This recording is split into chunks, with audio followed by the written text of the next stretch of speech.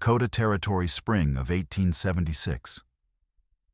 The March wind cut through the Dakota Territory like a cavalry saber carrying the scent of melting snow and the promise of storms yet to come.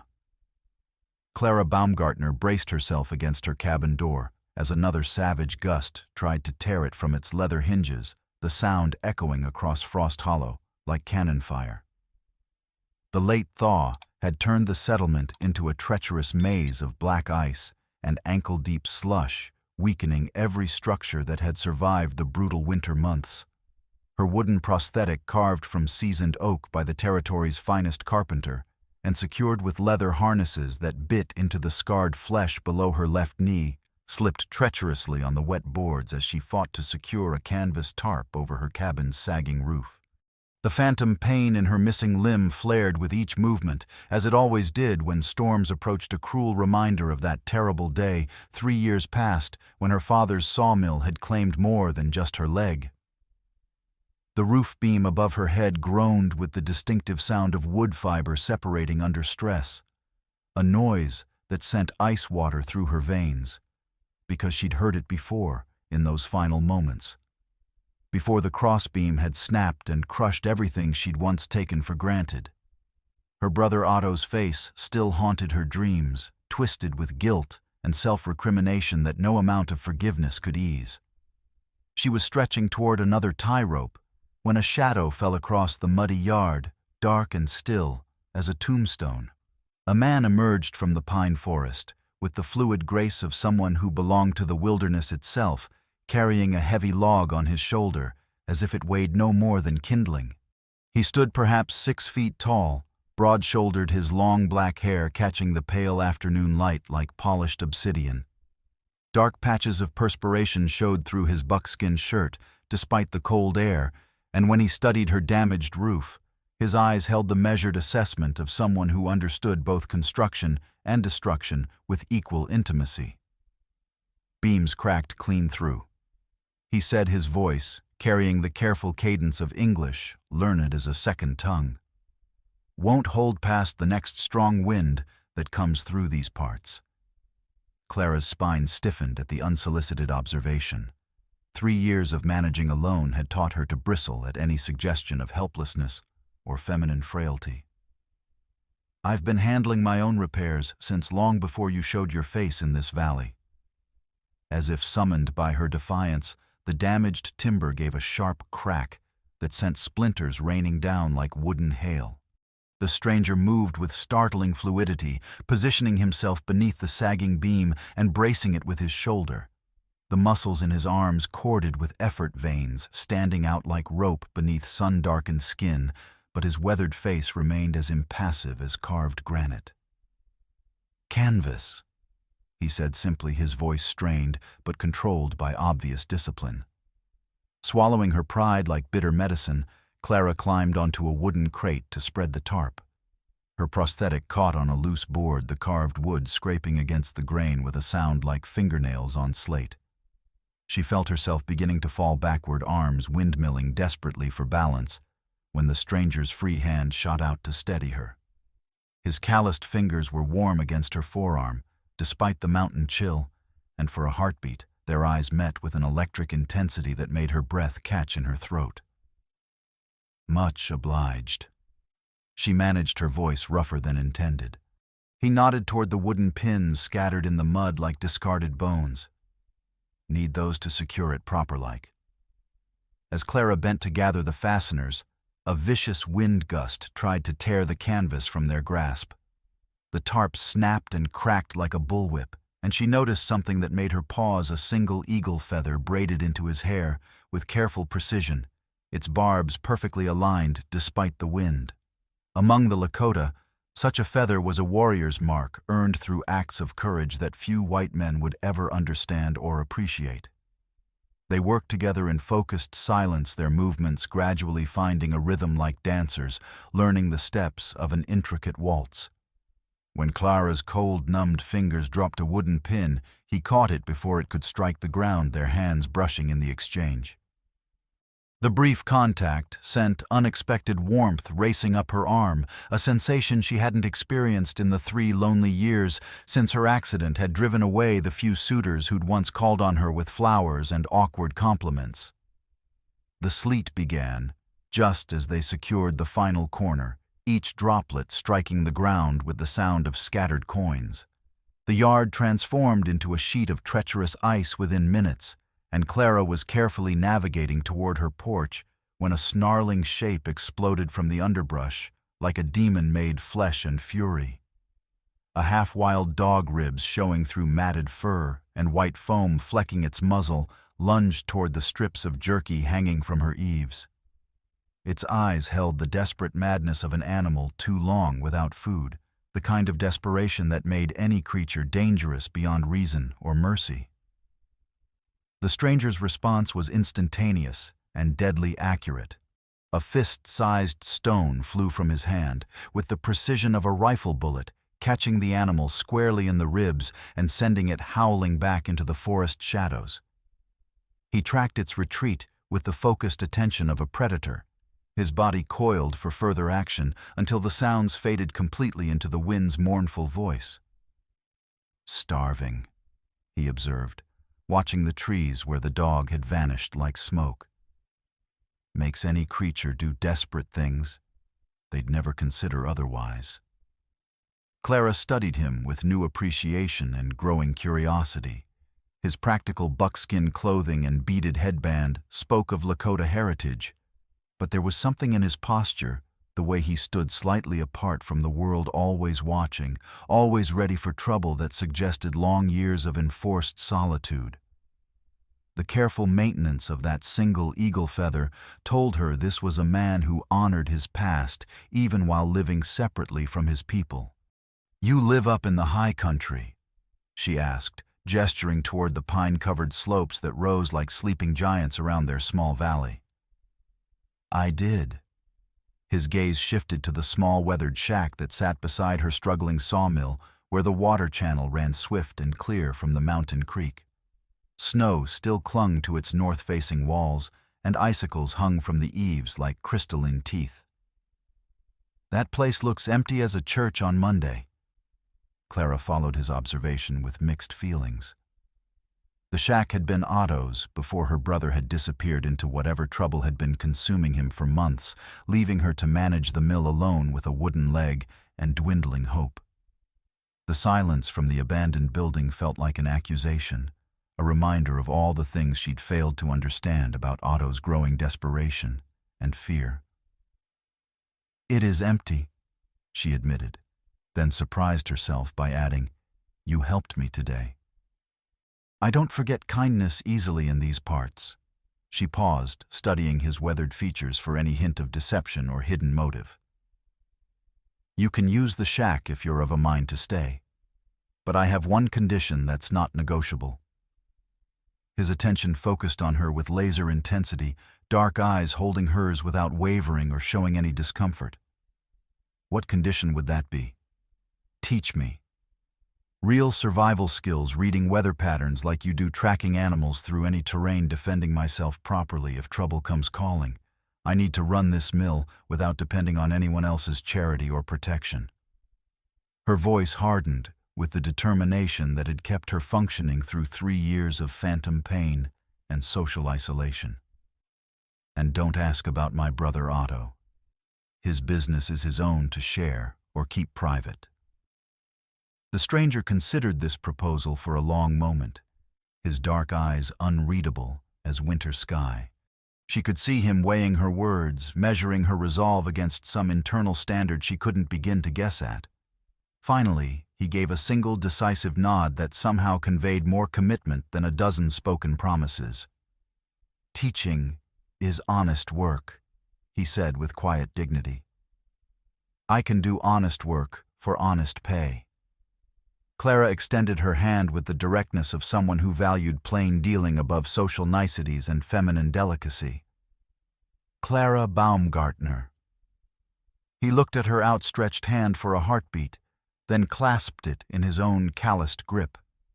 His handshake was firm and steady, speaking of years spent wielding tools and weapons with equal skill and dedication. Wicasa, he said, his voice carrying the weight of a name chosen rather than given. Some folks call me Long Shadow. As if summoned by his words, the clouds parted briefly to let pale sunlight through, and his shadow stretched long across the icy yard, a dark silhouette pointing toward the empty shack, toward whatever uncertain alliance this arrangement might forge between two people who had learned to survive alone in an unforgiving world. Dawn brought the rhythmic sound of splitting wood, each strike clean and purposeful as a heartbeat echoing through the mountain air. Clara dressed quickly in the gray light, her movements automatic after years of rising before the sun to tend the mill's endless needs. When she stepped onto her porch, she found Wicasa already at work, dividing seasoned logs with the focused precision of someone who understood that wasted motion meant wasted energy in a place where both were precious commodities. He'd arranged his possessions outside the shack with military orderliness that spoke of a disciplined mind: a short, sinew-backed ash bow, a quiver of steel-pointed arrows fletched with hawk feathers, several knives of different lengths and purposes, and various leather pouches whose contents she could only speculate about. Everything had its designated place, every tool served a specific function. The sight spoke of a life pared down to absolute essentials, of someone who had learned to carry only what could not be replaced or improvised in the wilderness. "First lesson," he said. Without pausing in his work, his breath forming small clouds in the cold air. Wood grain runs like water finding its natural course downhill. You follow it, don't fight against it. Saves strength and prevents splitting where you don't want the break to occur. Clara watched him demonstrate, noting how he read each piece of timber before committing to a strike. His movements held an almost ceremonial quality, as if the splitting of wood was a ritual worthy of respect and careful attention. When he handed her the axe, its handle worn smooth by countless hands over the years, she attempted to copy his technique with mixed results. Her log split raggedly, the grain fighting her every inch of the way like a stubborn mule. Too much force applied too quickly, he observed, his tone holding no criticism, only patient instruction. Let the tool do the work it was designed for. Feel the wood first. It'll tell you where it wants to separate if you listen with your hands instead of your eyes. By midday, Clara was achieving cleaner splits, though her prosthetic made balance challenging on the uneven ground that surrounded the woodpile. The artificial limb had been carved by the territory's best carpenter, fitted with bronze joints and leather padding, but it remained a poor substitute for flesh and bone when precision and stability were required. Wicasa showed her how to brace differently, using her whole body's leverage rather than fighting against her limitations. Strength isn't always about muscle, he explained, adjusting her stance with gentle guidance. Sometimes it's about knowing how to use what you have more efficiently than the other fellow. Creek's running high today, he noted during their midday break, nodding toward the mill's water channel where the current ran swift and dark with snowmelt. Listen to the sound it makes, different from yesterday. Snow melts, still coming down heavy from the high peaks. The voice changes when it's fixing to flood. Gets deeper, like a growl, instead of singing. Clara tilted her head, concentrating on the water's voice with new attention. She could hear the difference he meant. Today's current carried an urgency that hadn't been present yesterday. A bass note of power that spoke of distant snow turning to rushing water high in the mountains where winter held on longest. "How do you know these things with such certainty?"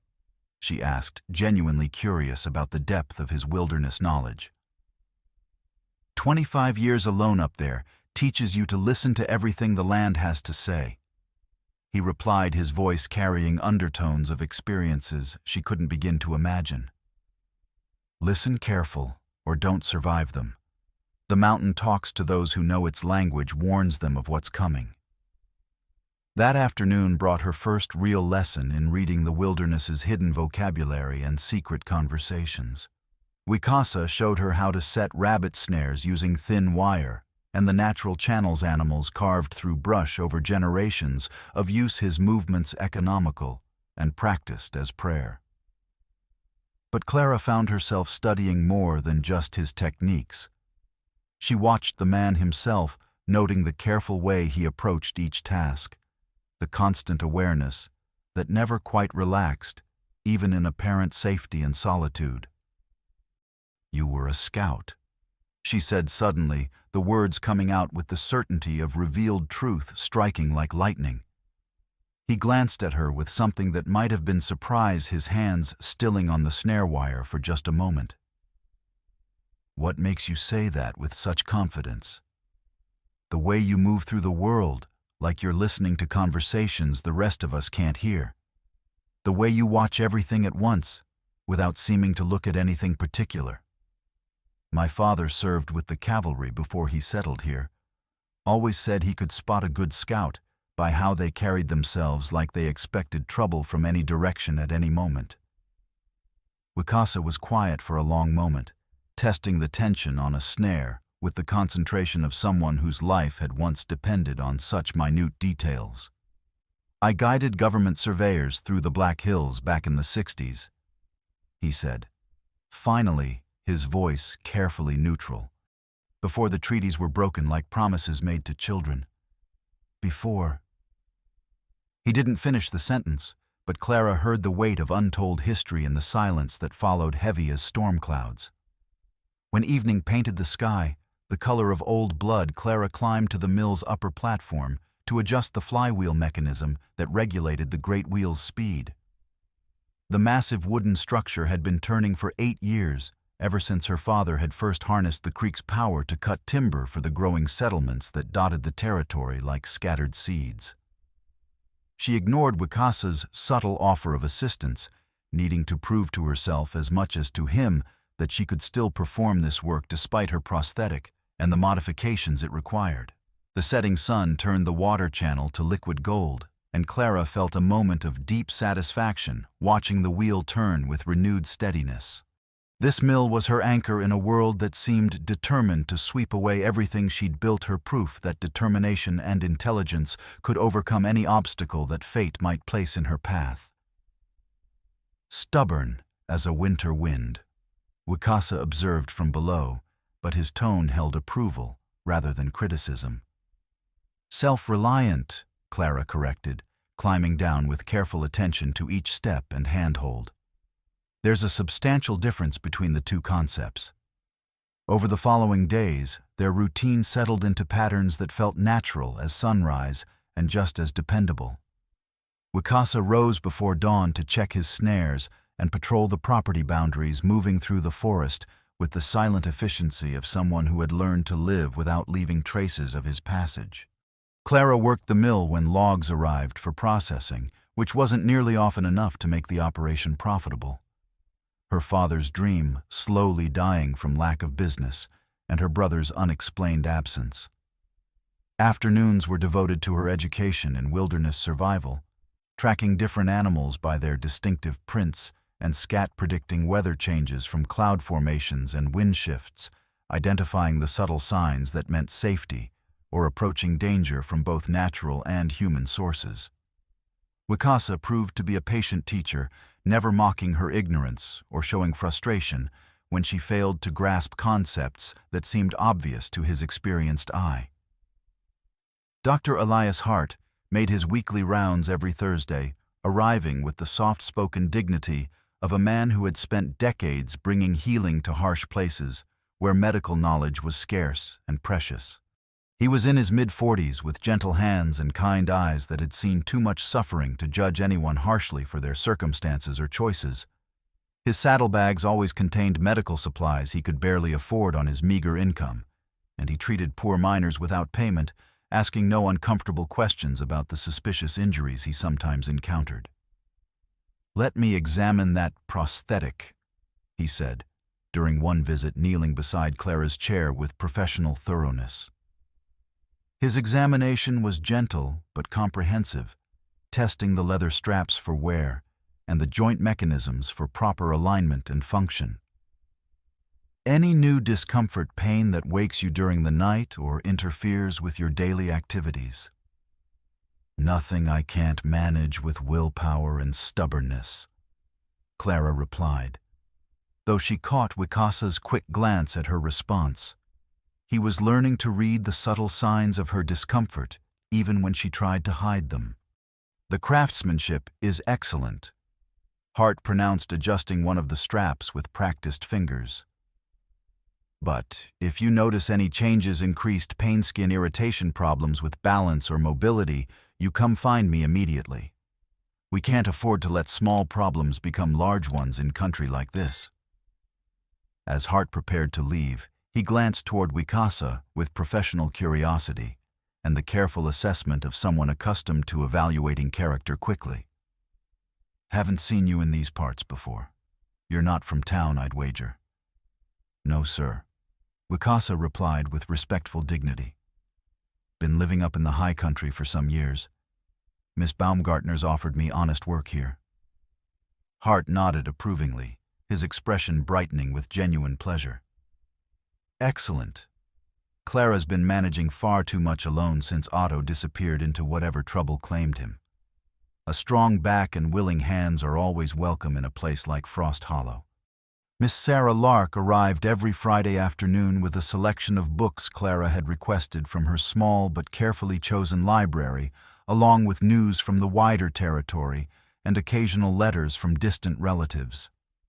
She was a woman in her 30s with rigid moral principles who believed education could civilize even the roughest frontier community, and her small schoolhouse library had become a gathering place for anyone seeking knowledge, intellectual discourse, or simply a quiet place to read by lamplight during the long winter evenings.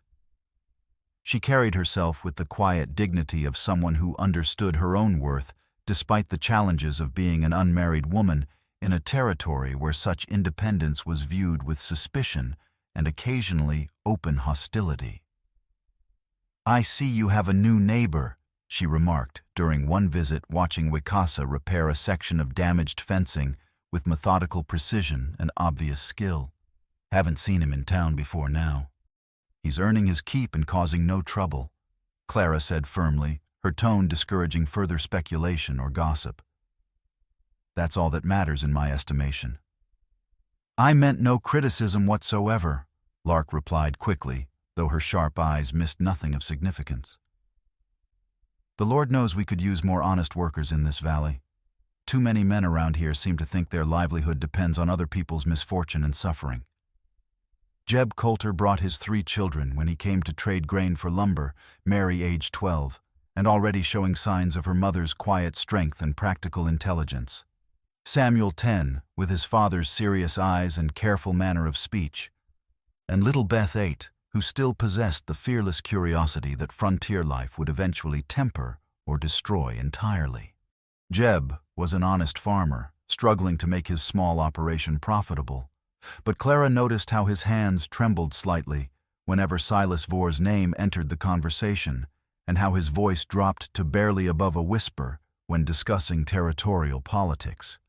Vori owned the largest mining operation in 3 counties, a sprawling network of shafts and adits that employed half the men in the region and generated enormous wealth that translated directly into political influence. His money bought favorable treatment from territorial officials, and his willingness to use violence when bribery failed maintained order among those his gold couldn't reach. Sheriff Lancer was completely under his control, enforcing Vor's personal will rather than territorial law or common justice. Vor's been asking pointed questions about your water rights, Jeb mentioned quietly during one visit, his voice barely audible while his children played near the mill wheel, their laughter a bright sound against the constant murmur of running water. Sent his foreman around last week to examine boundary markers, claiming he needed to verify his own property lines for some legal matter. Clara's jaw tightened with familiar anger that had been building for months. This mill's been in my family for 8 years. He has no legal claim to anything on this property. But she noticed how Wikasa's posture shifted subtly at Vor's name. his hand moving unconsciously toward the knife at his belt, while his eyes scanned the horizon as if expecting immediate trouble. There was history there, something that went deeper than mere wariness of a corrupt businessman with too much power and too few scruples. That evening, while Clara sharpened saw teeth by lantern light, the tedious but absolutely necessary work that kept her equipment functional and profitable, she discovered something troubling hidden beneath the mill's foundation stones. A water-stained survey map was wedged into a gap between the rocks. The paper old but not ancient, marked with strange symbols and boundary notations that didn't match her father's property deed or any official territorial survey she'd ever seen. More troubling still, she found a broken brass medallion among the debris, its pieces bearing Vor's mining company logo when fitted together like a puzzle. The medallion formed a crude compass rose, though what purpose it had served and why it was hidden under her family's mill remained mysteries that made her increasingly uneasy about the safety of her current situation. She showed both items to Wicasa, who examined the symbols with intense concentration, his weathered fingers tracing the marks as if they held personal significance that went beyond mere curiosity. Government surveyor marks, he said with certainty, pointing to carved notches on one of the water channel planks that matched symbols on the hidden map. Same system, same hand that carved them. Someone was mapping this area maybe 10-15 years back during the big survey expeditions. But why would Vor's medallion be hidden here? This mill was built 8 years ago, long after any government survey would have been completed and filed. Wicasa's expression darkened like storm clouds gathering over the peaks, and Clara caught a glimpse of something dangerous stirring behind his carefully controlled exterior. Same reason a surveyor's map ends up hidden under your mill instead of filed with the territorial office. Someone doesn't want certain boundaries to be remembered correctly by the right people. Their partnership was evolving into something more complex and emotionally charged than the simple working arrangement they'd originally negotiated. When Clara struggled with a particularly heavy timber, Wicasa would appear at her side without being summoned, adding his strength to hers, with the quiet efficiency of someone who understood that survival often depended on cooperation rather than stubborn independence. When he cut his hand on a sharp stone while repairing the fence, she cleaned and bandaged the wound with gentle thoroughness, her touch lingering longer than medical necessity strictly required. They'd developed an unspoken language of brief commands and subtle gestures that felt as natural as breathing and just as essential. "Hold," he'd say, when potential danger approached from the forest, and Clara would freeze instantly, trusting his judgment with the completeness of someone who had learned to recognize genuine competence and hard-won wisdom. "Stay close," when strangers rode up the valley with suspicious intentions, and she'd position herself at his shoulder without question or resentment, understanding that his protective instincts came from experience rather than assumptions about feminine weakness.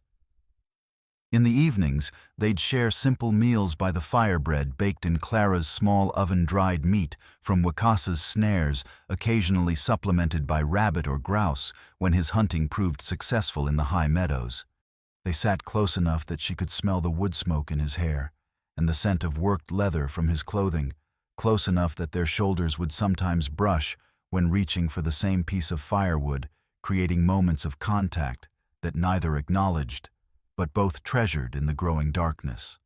One such evening, as they sat listening to the night sounds of the forest, the distant howl of wolves testing their voices against the mountain silence, the rustle of small creatures in the underbrush seeking food or shelter, the eternal whisper of wind through pine needles that had sung the same song for countless generations, Clara found herself studying the strong line of Wicasa's jaw, the way firelight played across his weathered features and highlighted the silver threads that had begun to appear in his black hair.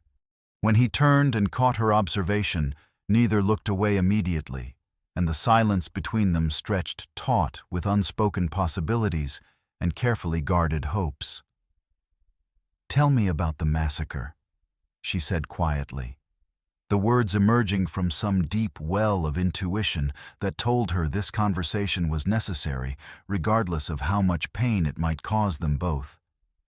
His face went very still, like water freezing in the depths of winter. What makes you think there was a massacre in my past? The way you carry yourself, like you're expecting enemies to appear from any direction. The way you watch the horizon constantly, even when we're sitting by our own fire. The fact that you've lived alone for 25 years in country where most men would go insane from isolation. She kept her voice gentle, understanding. She was probing an old wound that had never properly healed. My father lost friends at Sand Creek. Said the survivors all had a particular look about them afterward, like they were seeing ghosts that nobody else could perceive. Wicasa was quiet for so long that Clara began to think he wouldn't answer, that she'd pushed too hard and damaged the fragile trust they'd been building between them like a bridge constructed one careful plank at a time. When he finally spoke, his voice carried the weight of memories too heavy for one man to bear alone through all the years of solitude. Sand Creek, he confirmed with flat finality. November 29, 1864. I was maybe 20 years old, then thought I knew everything about war and fighting that a man needed to know. His hands moved unconsciously to scars she couldn't see beneath his shirt, fingers tracing marks left by weapons and grief. Lost my wife, my sister her husband, most of my band to Chivington's Colorado Volunteers. I lived because I was out hunting elk when they attacked our peaceful camp. Clara felt her breath catch at the raw pain in his voice, understanding now why he'd chosen isolation over human connection for so many years. The Sand Creek Massacre was infamous throughout the territory, a peaceful Cheyenne and Arapaho village attacked by Colorado militia, women and children slaughtered, despite flying both a white flag and an American flag given to them by the very government whose soldiers murdered them. I came back to find everyone I'd ever loved dead or dying in the snow. Wicasa continued, his voice steady but hollow as an empty grave. Spent the next few years tracking down some of the men responsible, but revenge didn't bring back the dead or fill the silence where their voices used to be. Been alone since then, up in the high country, where nobody asks questions and the mountains don't expect answers. But you came down from the hills? Clara observed with gentle persistence. You helped me with the roof. You stayed when you could have disappeared back into the wilderness. He looked at her with an expression she couldn't quite decipher. Vulnerability and longing warring with the caution that had kept him alive through decades of solitude. Maybe I got tired of being safe from everything, including the possibility of caring about someone again. Their moment of shared vulnerability was shattered by a tremendous crash from the direction of the mill yard, the sound of heavy timber striking earth with enough force to shake the cabin's windows and send wildlife fleeing in all directions. They both leaped to their feet with the reflexes of people accustomed to sudden danger. Wicasa drawing his knife, while Clara grabbed her shotgun from its place beside the door. The sound had come from near the carefully stacked log pile, where something large had collided with the timber Clara had spent weeks organizing for efficient processing. They approached cautiously through the darkness, Clara's prosthetic slipping slightly on the dew-wet grass, both of them alert for signs of ambush or deliberate trap. In the pale moonlight that filtered through racing clouds, they could make out a human figure collapsed among the scattered logs, a young man barely conscious with rope burns around his wrists and frost forming on his ragged clothes like winter's claiming touch. His breathing was shallow and labored, his skin pale as old parchment, and blood stained his shirt from wounds both old and fresh. Clara's heart seized with a mixture of recognition and relief that nearly brought her to her knees. Otto. Her brother looked up with glassy, unfocused eyes that spoke of exhaustion, terror, and something that might have been relief at finding himself back where people cared about his survival. His lips were blue with cold and exposure, and when he tried to speak, only a harsh whisper emerged from his damaged throat. But in his trembling hand, he clutched a blood-stained map, similar to the one they'd found hidden under the mill, and after several attempts, he managed to whisper a single word that chilled Clara's blood and confirmed her worst fears about the dangers they faced: Vor. Rifle fire erupted from the tree line before they could move Otto to safety. Muzzle flashes strobing in the darkness like deadly lightning as bullets splintered the mill's roof above their heads and sent splinters of wood raining down like sharp snow. The shots came in rapid succession from multiple positions, suggesting at least 3 riflemen with repeating weapons and plenty of ammunition. Wicasa grabbed Otto under the arms and began dragging him toward the cabin while Clara provided covering fire, her shotgun booming defiance into the night and momentarily silencing their attackers. The familiar weight and recoil of the weapon steadied her nerves, gave her something concrete and manageable to focus on, instead of the terror of seeing her brother half dead and knowing that armed men were trying to finish what they'd started. "Inside!" Wicasa shouted over the gunfire, and they tumbled through the doorway just as another volley shattered the front windows, sending glass fragments glittering across the floor like fallen stars that reflected the lamplight in dangerous rainbow patterns. Clara extinguished the lamp while Wicasa overturned the heavy oak table her father had built, creating a barrier between them and the door that might stop rifle bullets if they were lucky, and the shooters weren't using military ammunition. Otto lay between them on the wooden floor, shivering violently and mumbling incoherently about mines and murder and stolen gold. His words fragmented by cold and terror, but carrying enough meaning to paint a horrifying picture of what he'd discovered and escaped from. "How many shooters out there?" Clara whispered, her heart hammering against her ribs hard enough that she thought it might be audible to their enemies.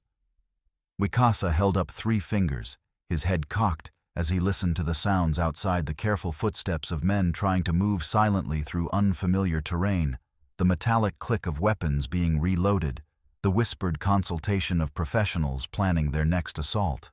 After several tense minutes that felt like hours, he moved to the broken window and fired one carefully aimed shot into the darkness where he'd detected movement.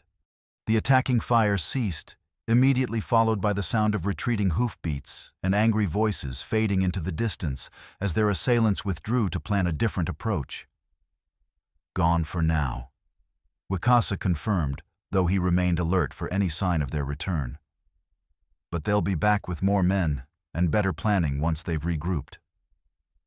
Clara knelt beside her brother, examining his condition by touch in the darkened cabin, while trying to control her own fear and anger enough to think clearly. Besides the rope burns and obvious signs of prolonged exposure to winter weather, Otto had distinctive orange clay on his boots, the unique soil found only near Vor's northern mining operation dozens of miles from where he should have been working. The blood on his map didn't match his visible wounds, suggesting it had come from someone else entirely, someone who might not have been as fortunate in their escape attempt. "Otto," she said, gently, shaking his shoulder with careful restraint. "What happened to you? Where have you been these past months when we thought you were working regular jobs?" But her brother had lapsed into unconsciousness, his body finally surrendering to exhaustion and trauma now that he'd reached relative safety. The mysterious map remained clutched in his frozen fingers, like a talisman, whatever terrible knowledge it contained locked away, until he recovered enough strength to share his story. Clara found herself pressed close to Wicasa in the darkness, both of them listening intently for any sound that might herald their attacker's return. When her hand found his in the blackness, seeking reassurance and human connection in the face of mortal danger, his fingers closed around hers with surprising gentleness that spoke of understanding and shared determination. His thumb traced across her knuckles in a gesture of comfort that was both protective and tender, and Clara felt her breathing synchronize with his steady rhythm. The contact revealed something vulnerable in this careful, solitary man, someone who had lived alone so long that simple touch had become both precious and dangerous. a gateway to caring that he'd spent 25 years trying to avoid. "We'll keep watch together," she whispered into the darkness that surrounded them like a protective shroud. Together, he agreed, and Clara heard in that single word a promise that went far beyond the immediate danger threatening their small sanctuary in the wilderness. When dawn finally broke over Frost Hollow, painting the eastern sky in shades of gold and rose that seemed to promise better days ahead, Otto stirred to consciousness with the slow, painful awareness of someone returning from the edge of death itself. He tried to sit up quickly when he saw Wikasa's unfamiliar face, instinctive fear flickering in his eyes like candle flames. But Clara pressed him back down with gentle firmness and reassuring words. "Easy, brother. He's helping us protect what's ours. You're as safe as we can make you here." Otto's eyes still held the wild, darting look of a hunted animal constantly searching for escape routes or hidden threats that might materialize from shadows and doorways. "They'll come back," he whispered, his voice hoarse from cold and terror, and things he'd seen that no honest man should have to witness. "They know I took the evidence. They know I saw what they did to those poor souls who trusted them." "Saw what exactly?" Clara demanded, her own fear, making her voice sharper than intended desperation for answers, overriding her concern for his fragile emotional state. "Otto, what in blazes have you gotten yourself mixed up in?"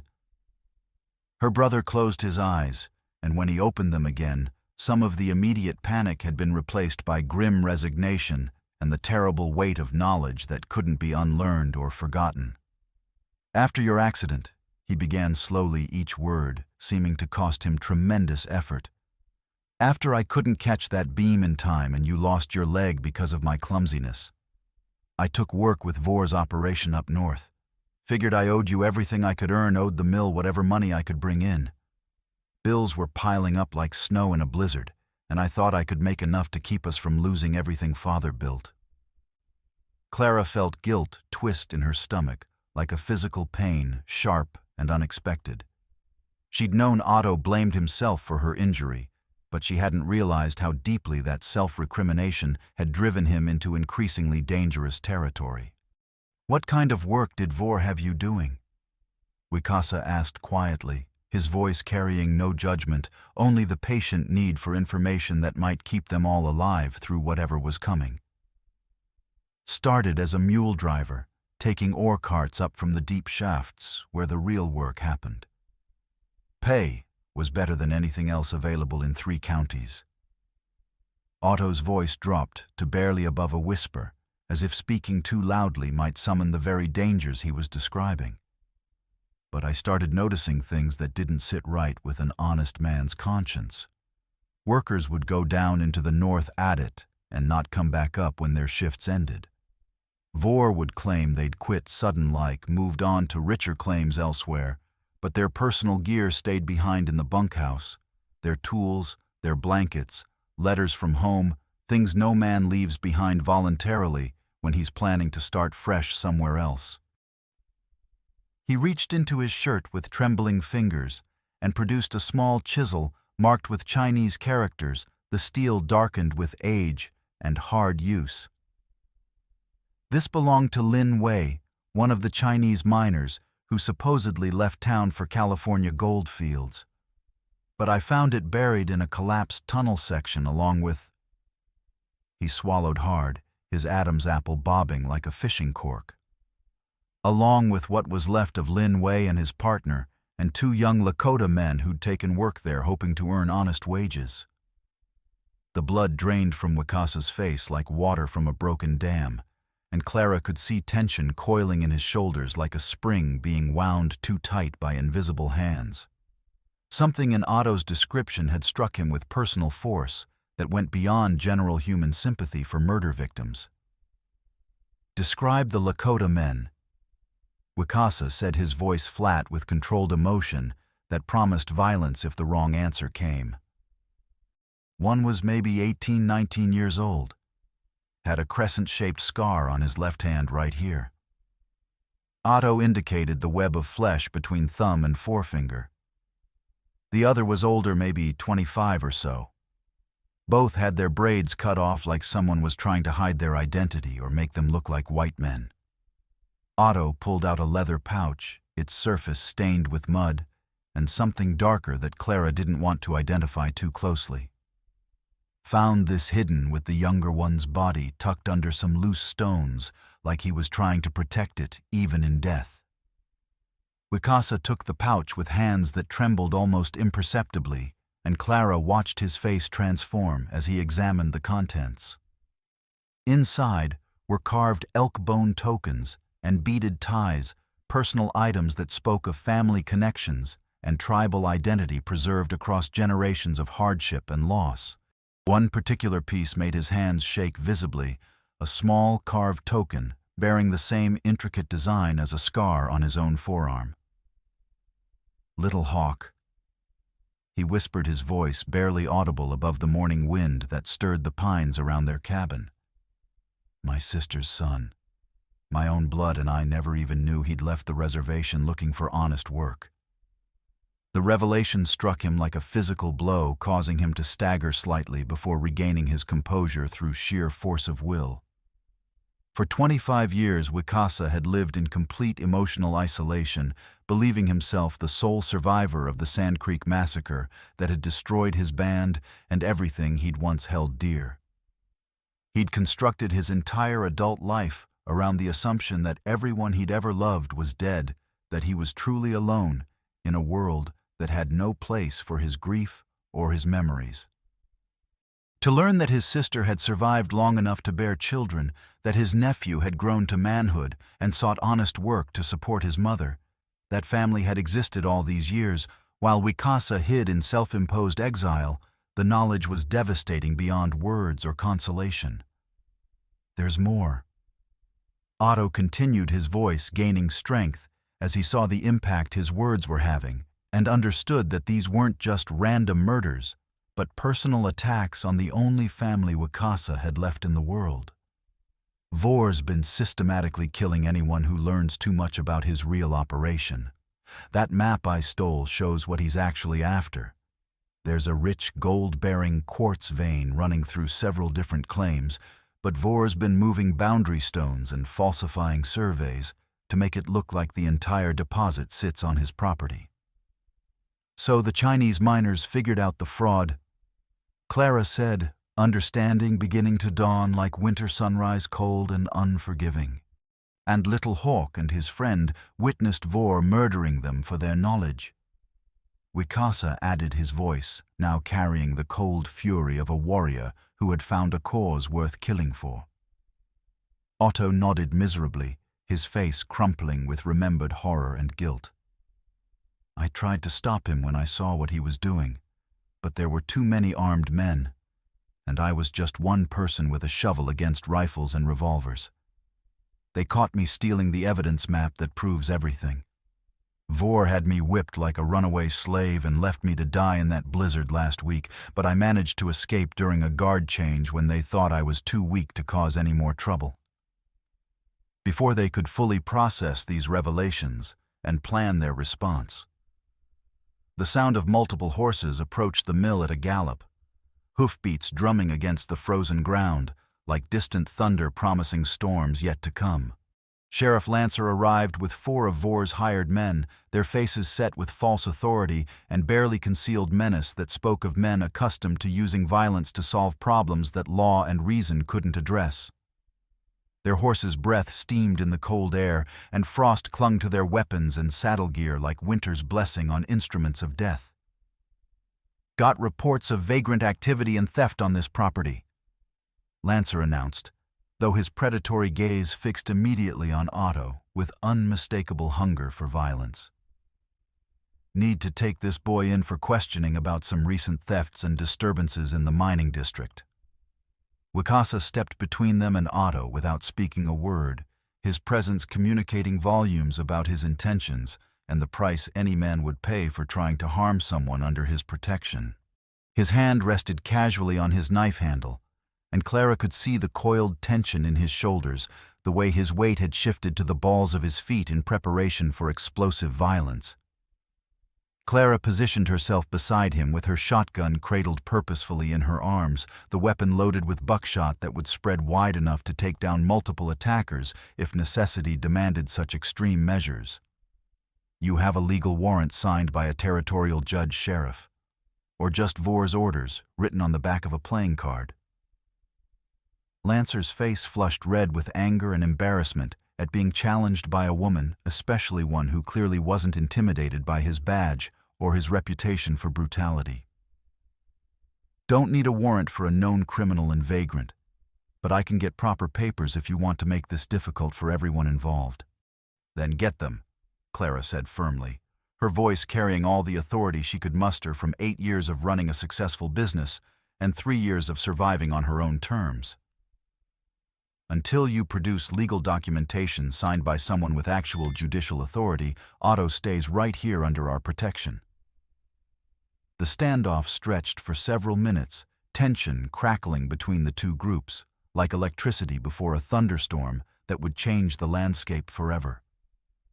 Clara could hear her own heartbeat in her ears, could smell the metallic scent of fear and aggression that seemed to hang in the cold air between them, like morning fog over a battlefield.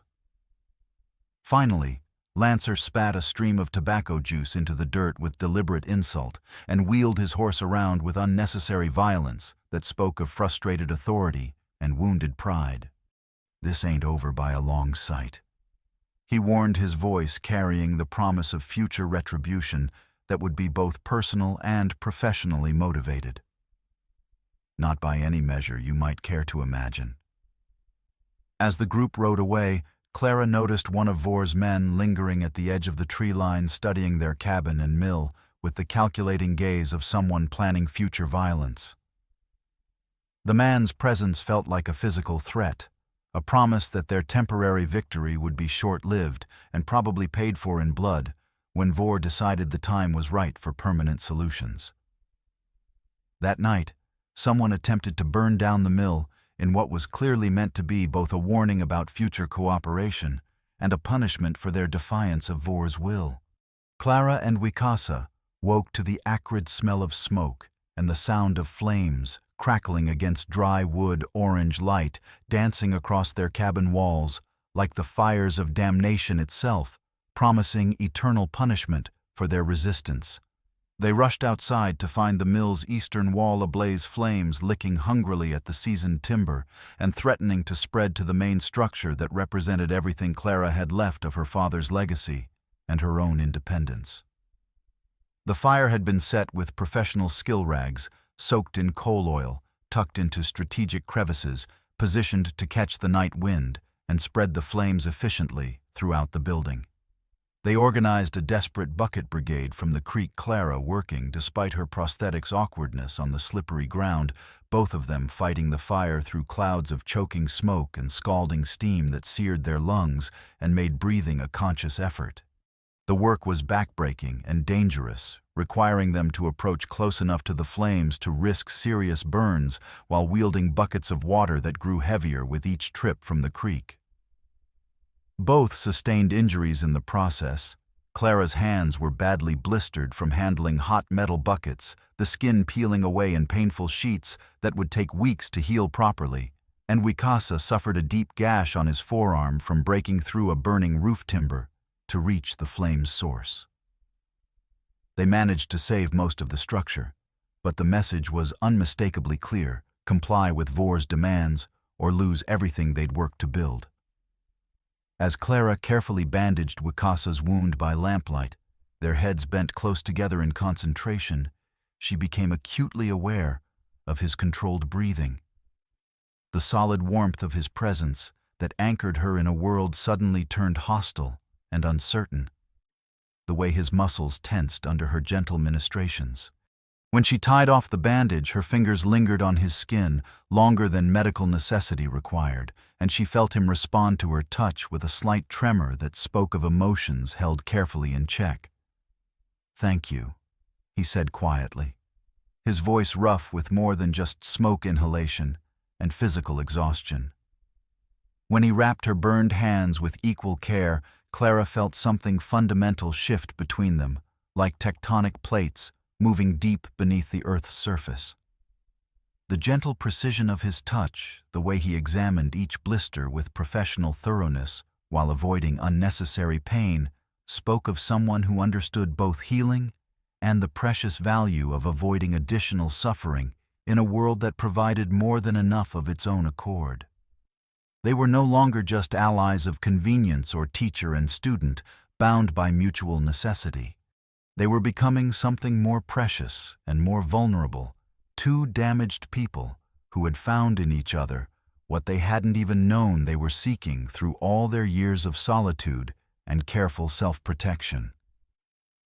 Over the following days, as winter tightened its grip on the Black Hills, and the threat from Vor's organization grew more immediate and personal, Wakasa studied the surveyor marks more intensively, spending hours examining the symbols and comparing them to memories from his past that he'd tried for decades to forget.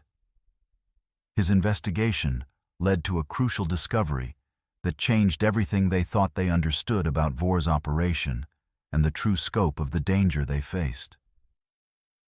These marks match ones I encountered during my time guiding government mapmakers through the Black Hills back in the 60s. He explained, his finger tracing the carved symbols with the reverence of someone reading sacred text that held the power to change destinies. The survey was part of the treaty negotiations mapping traditional Lakota hunting grounds and sacred sites before the government decided which areas would be opened to white settlement and which would remain under tribal control.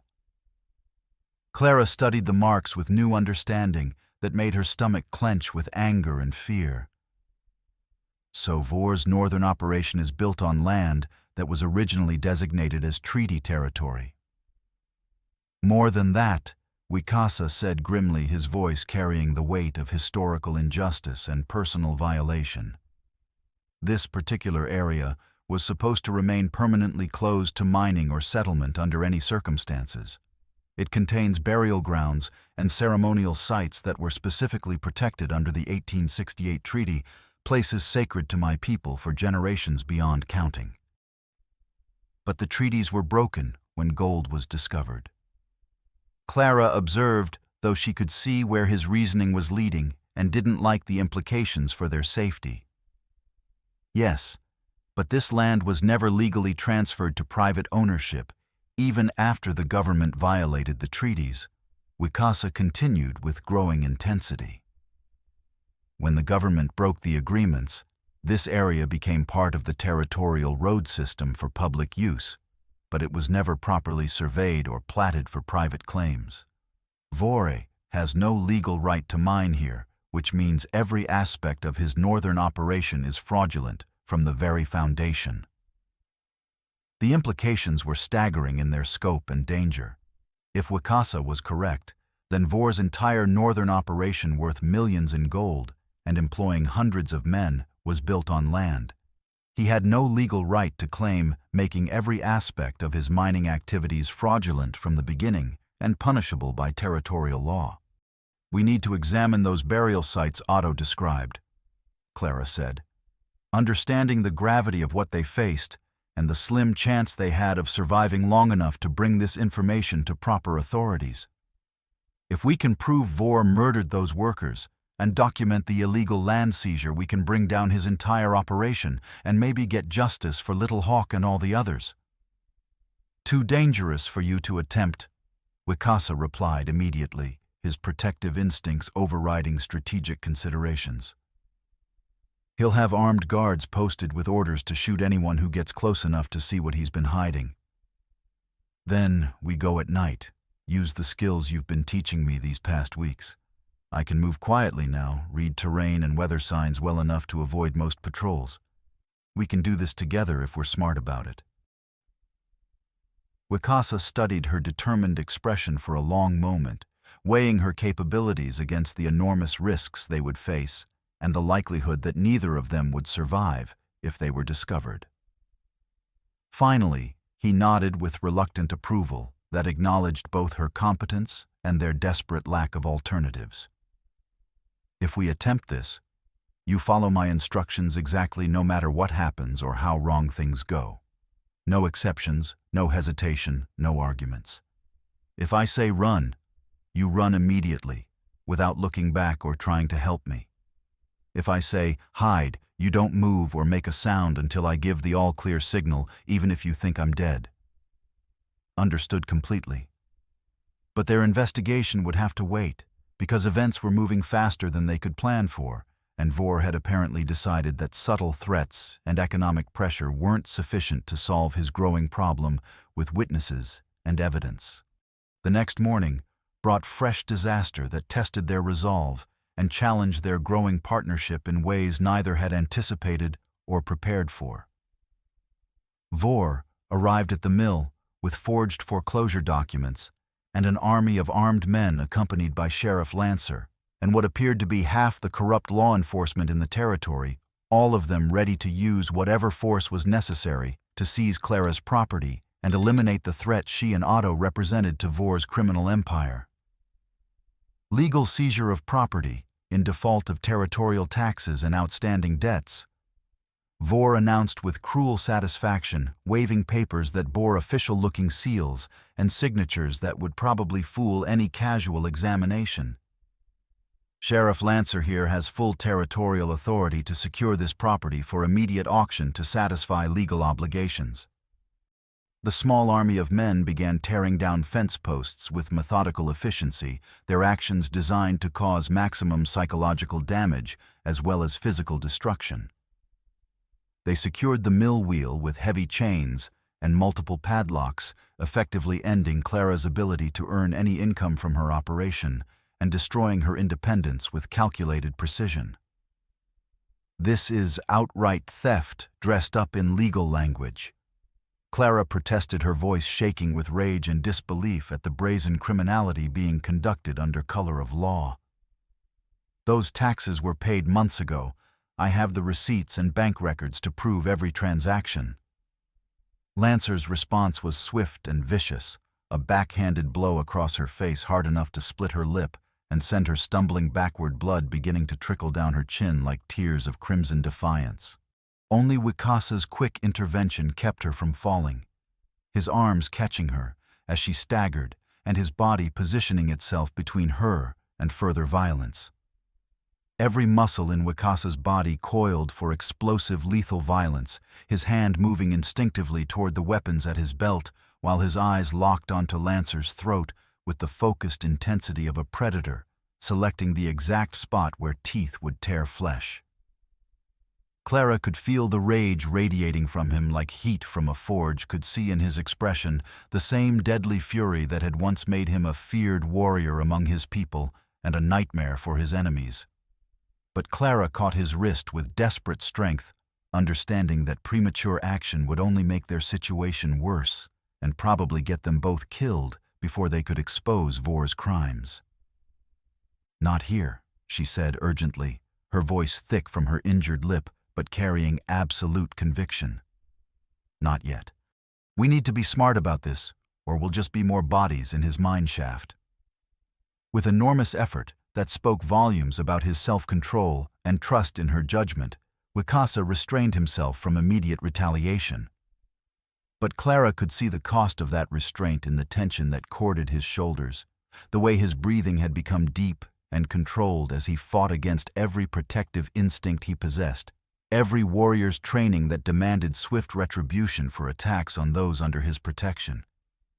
"Smart girl," Vor commented with obvious satisfaction at her distress and Wikasa's barely contained fury. "Knows when she's beaten proper and doesn't need to make things worse for everyone."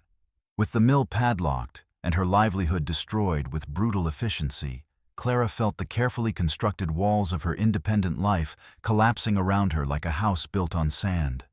The mill had been more than just a source of income. It had been her proof that she could survive and thrive despite her disability, her declaration of independence from anyone's charity or pity, her connection to her father's memory, and the dreams they'd shared about building something lasting in this harsh but beautiful country. But Clara could see in Wikasa's steady presence and growing fury that this wasn't over, that Vor had made the crucial mistake of turning their conflict into something deeply personal.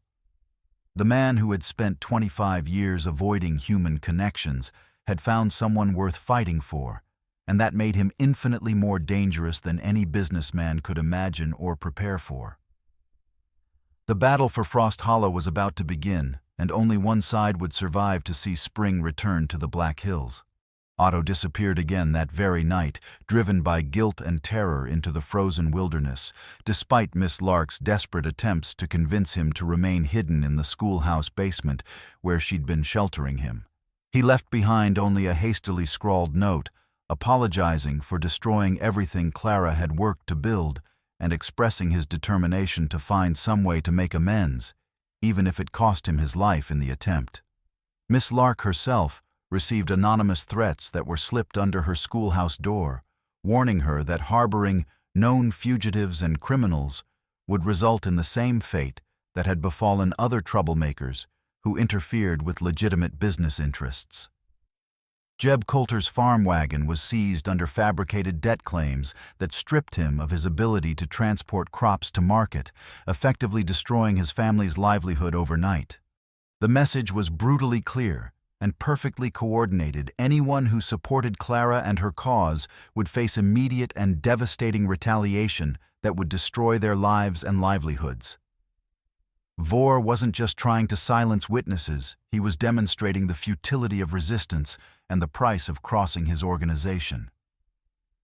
Dr. Hart arrived for his weekly visit to find Clara and Wicasa preparing for what they both understood might be their final stand against forces too powerful and ruthless for ordinary people to defeat through legal means.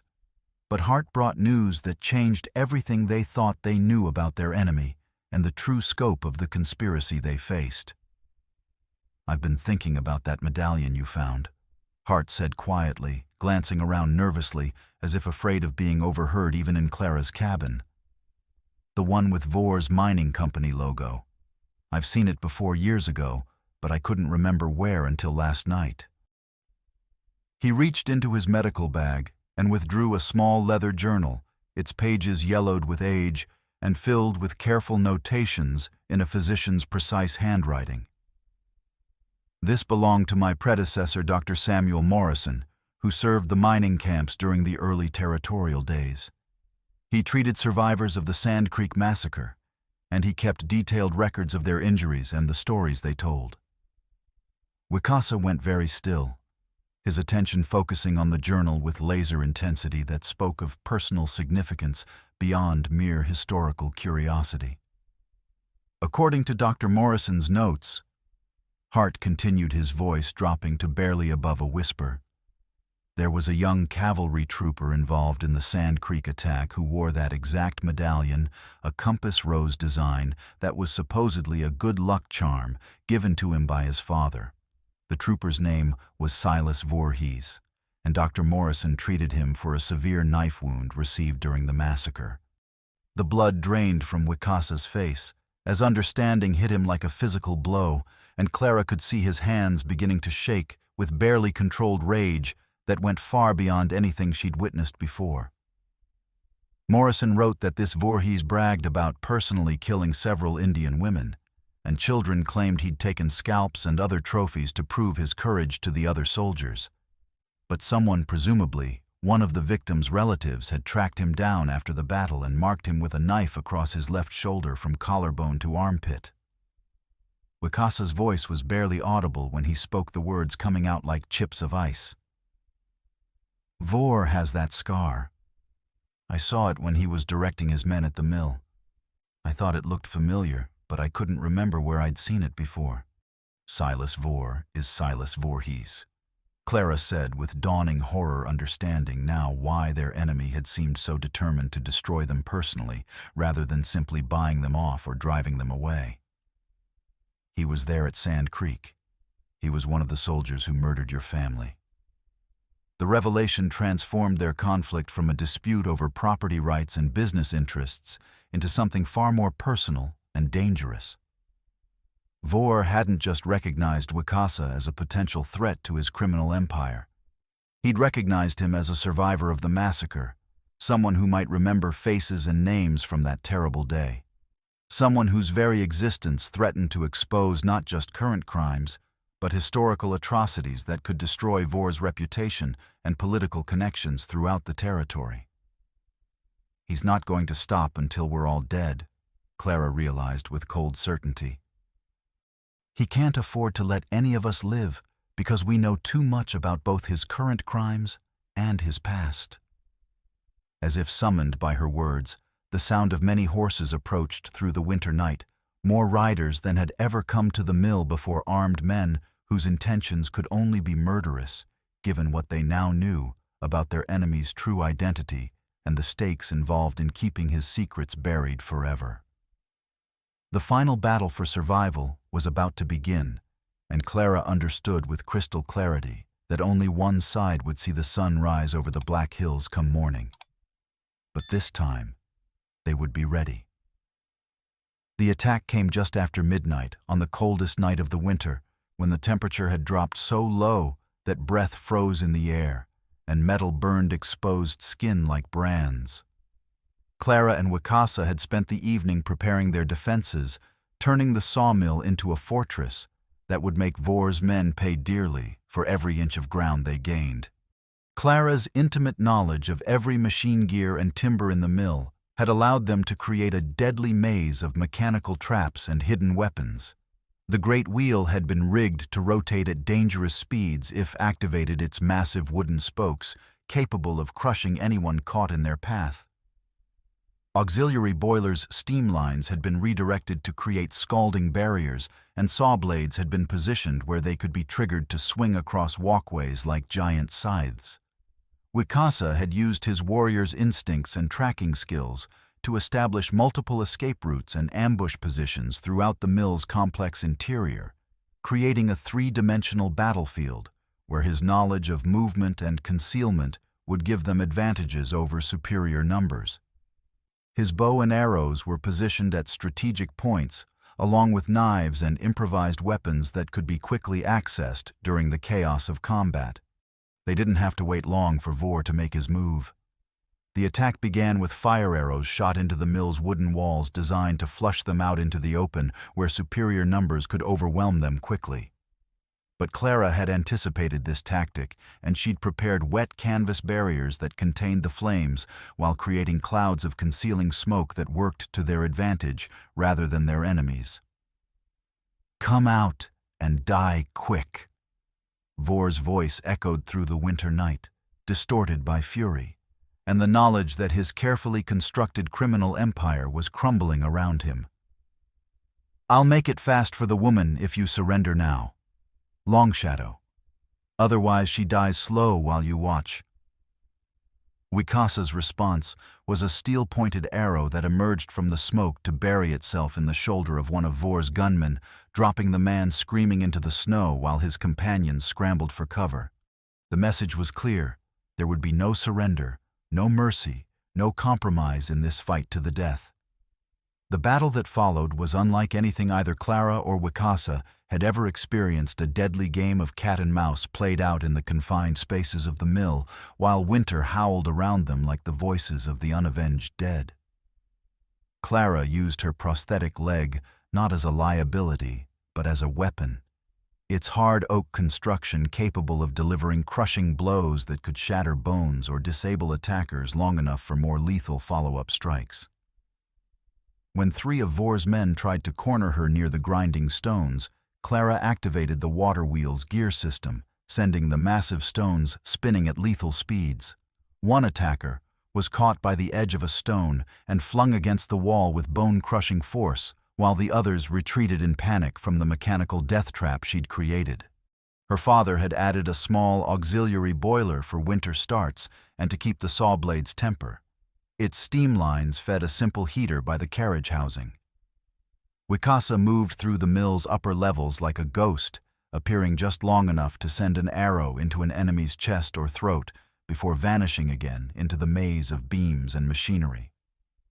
His knowledge of the building's construction allowed him to travel through spaces his enemies couldn't see or follow, striking from unexpected angles and retreating before they could respond effectively. But Vor had brought more men than they'd anticipated, and the battle began to turn against them as sheer numbers started to tell. Clara found herself trapped in the mill's main grinding chamber, her back to the great wheel, while 4 armed men advanced with weapons drawn and murder in their eyes. "End of the line, cripple!" one of them sneered, raising his pistol to deliver the killing shot. That's when Wicasa appeared above them, like an avenging angel dropping from the overhead beams, with a war cry that had struck terror into his enemies' hearts 25 years ago, and had lost none of its power in the intervening decades. His knife found the gunman's throat before the man could pull his trigger, while his other hand drove a second blade deep into another attacker's chest. The remaining 2 men tried to flee, but Clara was ready for them. She triggered the mechanism she'd prepared earlier, sending one of the massive saw blades swinging across their path like a pendulum of death.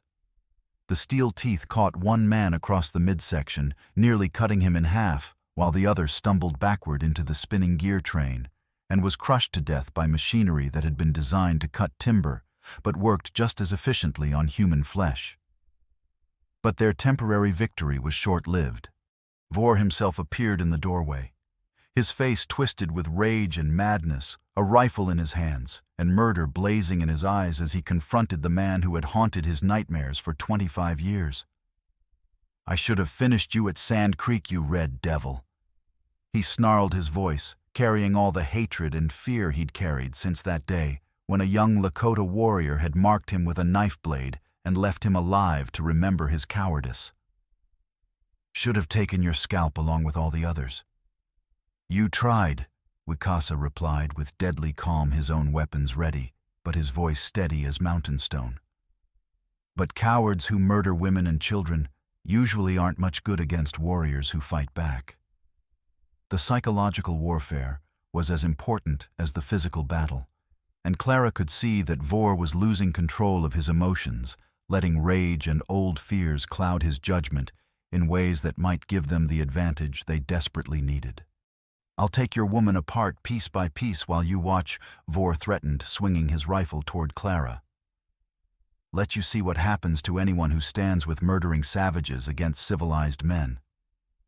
But he'd made the crucial mistake of threatening Clara while Wicasa was still alive and armed.